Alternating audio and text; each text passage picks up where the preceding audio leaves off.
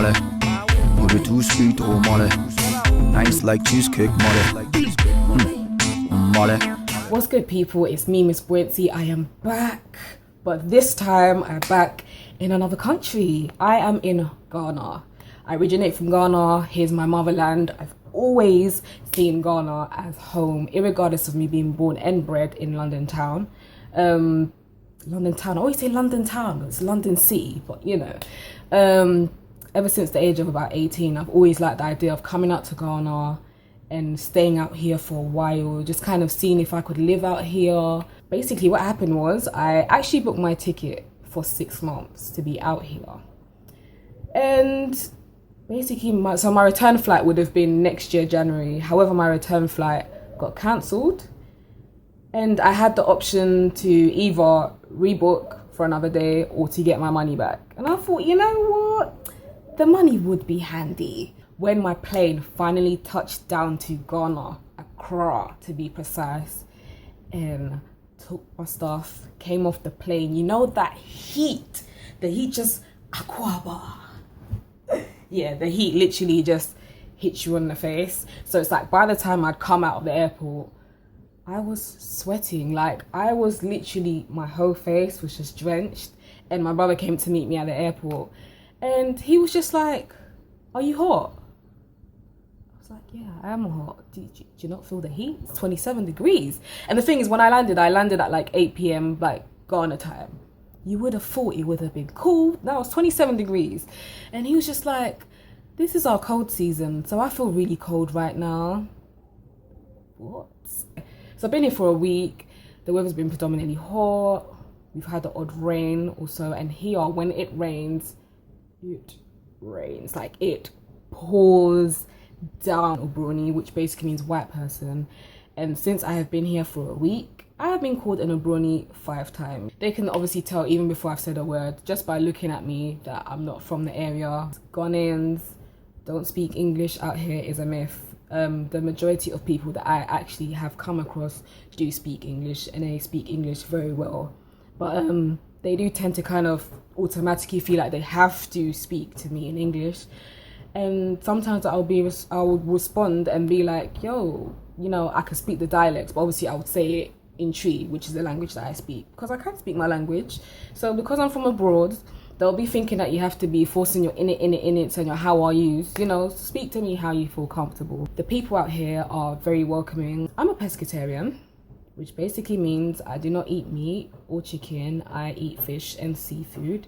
And even before I was a pescatarian and I did used to eat meat and I did used to eat, you know, X, Y, and Z, I've always been a fussy eater, like a very fussy eater.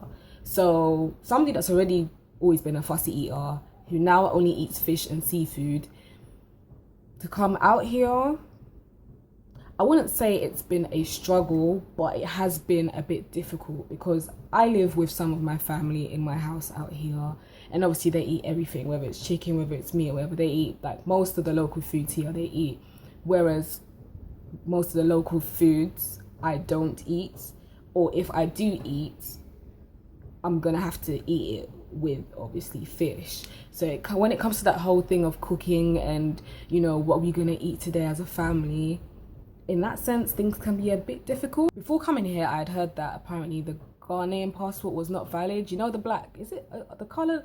People say it's black, but I see it as like dark navy, dark navy, yeah, something along the lines. That's how I see. But that passport, I had been told by 1 or 2 people that that passport was now invalid, and that Ghana only now uses, is it the biometric passports?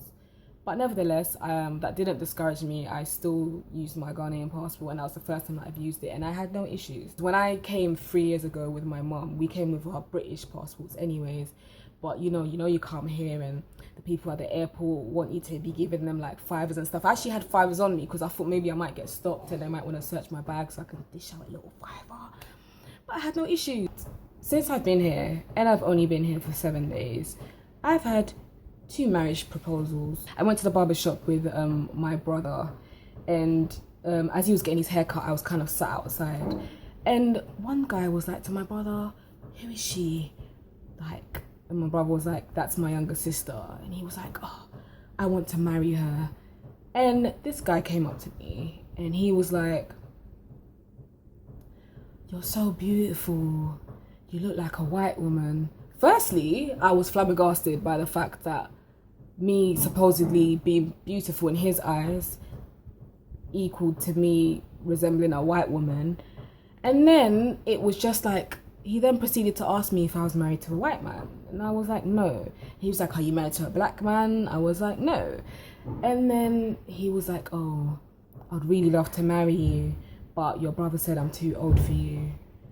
And then, to be honest, I was like, well, I'm in school anyways, I'm still studying. And then he was like, how long are you here for? And I was like, I'm here for a couple of weeks.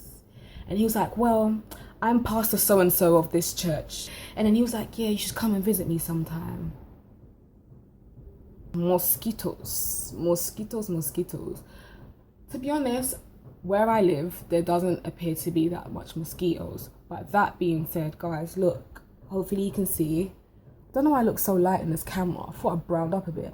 But like, I've got like a red blotch here. I've got a bite here. And I've got another one here. The camera's not doing it any justice. But, it's bright red. I didn't come with no malaria tablets. But I do still have the injection. I took the injection 2-3 years ago. And it lasts for 10 years. So I'm alright. But I didn't bring any malaria tablets because when I take the malaria tablets, I have a horrendous reaction to it, and I literally break out in red blotches, like from head to toe. And it happened to me last time. And when I stopped taking the malaria tablets, my skin literally cleared up. I don't know what the fuck they put in them tablets, but I'm not looking to consume any of them. Nevertheless, I have been using some, is it after insect bite? And, mosquito repellents. And I bought me some spray to spray up my room and stuff. It depends on what you do with your money for your money to go quickly. I haven't done any kind of tourist things yet. I've literally just been out and about, buying food, buying ingredients to come and make at home, doing taxi life and stuff. I haven't really done anything too major to kind of, give advice on how much money you should bring. Like, money you bring to come to Ghana depends on how long you want to stay for, where you're staying, what you're looking to do.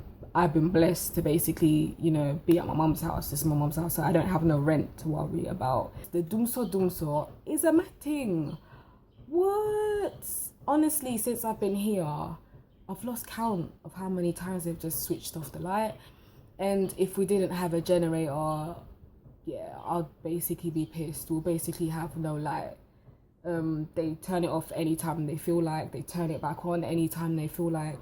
And that's just life out here in Ghana, to be honest. You need to be very smart when you are buying things, because what happened to me was, obviously I got my brother to holler at a guy that sorts out the whole internet thing and stuff. So, he's come and he's came and he's fixed my internet for me. He's told me like I've got, 6 gig, right? And then I've obviously got my Wi-Fi, and that should be me sorted for the month, yeah? So I'm like, okay, cool. That's awesome. And also I came with my phone, one phone, and that phone hadn't been unlocked.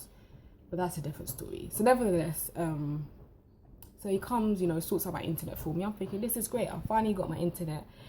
So I end up using the internet for about 2 hours. Within these 2 hours, I used it to tweet, and I used it to do free video calls via FaceTime. And the internet was done. I said, what? I have managed to finish 6 gig internet in 2 hours. Is this my life? I know that when I was out in London, literally I would like sit on a laptop all day. But I thought, hold on, 2 hours and my internet is done. Something's not quite right here. But anyways, this guy had also had my phone because he, was working on unlocking my phone.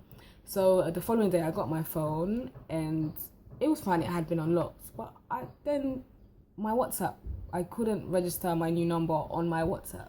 So long story cut short, called this guy back that came back. So he came to my house. I'm talking to him and I'm like, look, listen, you came to do my internet for me, 6 gig. I've literally been on the internet for 2 hours. Things done. What's going on? Oh, I think what happened was you were accidentally given the wrong one. I said, what? how could you mistake 6 gig for giving me one gig? He said I was given 1 gig. And the thing is, if I wasn't smart to clock on like, yo, that doesn't make sense, I would have paid big money for the 1 gig. So you need to be wise. You need to be very wise. Check your shit when you buy it. Make sure it's correct. When you're giving change, make sure that you're giving the correct change. As somebody that was born and raised and lived in London all of my life, I think the biggest thing that's going to be interesting for me here is getting used to my area. Now, I have been, kind of walking around with my brother and stuff and just trying to get a feel of the vibe and trying to get, an idea of the routes and stuff. But in general, I've always been really bad with directions. Even when I used to drive in London, my sense of direction is really bad. In terms of like vlogging outdoors and stuff, I'm still a bit wary about doing so. Reason being, before I came here, my mum especially was like, don't bring out your phone when you're out and about, like how you do in London, because obviously got to be safe. I had been watching quite a few of my favorite vloggers who, they're expats, they've come from London to stay here, and quite a few of them also said the same thing, like, yo, if you're gonna bring out your phone, be aware of your surroundings and whatnot, because I've heard of stories about people going to concerts or people wanting to take a snap or take a picture, and literally somebody comes and phew, grabs your phone, and then that's it. So I'm not really too comfortable with the idea of me vlogging outdoors just yet, but we shall see how that goes. I feel very at ease, like internally I feel at peace being out here. I feel like it's the right thing for me to do, and I'm just glad that I've finally done it, because them ones where you talk about doing something for a long time and can't wait to do it, and in a couple months time, and see me, I go OTT, I start doing countdowns and shit. Like I use the countdown app on my phone, so like every day I'm like, this amount of days left, and then the time finally comes and you're actually out here doing something that you've been talking about doing for the longest while, been wanting to do for the longest while, and you've just gone ahead and done it. Certain things, blessing in disguise. I know many people have already said or are thinking, oh my gosh, she's so brave, like she's lived in the UK all her life and now she's kind of up and kind of just is doing chilling in GH. Like, what about friends, and what about this, what about that? I'm somebody that when I want to do something, I will get it done. Do you get what I'm saying? You have one life to live. If you want to do something, do your thing. Don't let fear hold you back. Don't let anybody's negativity hold you back. You need to believe in yourself, basically. You can tell me that what you think I'm doing is wild, which it may be, but that's not going to stop me from doing what I'm doing. Like, you focus on what you're doing, I'm going to focus on what I'm doing.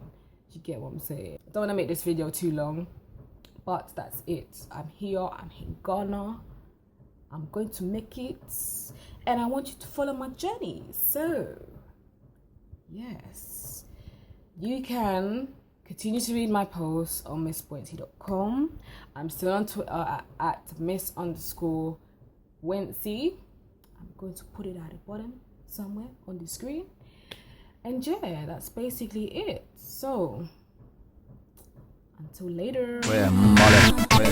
Without me, I no man. I coulda never leave you for another person.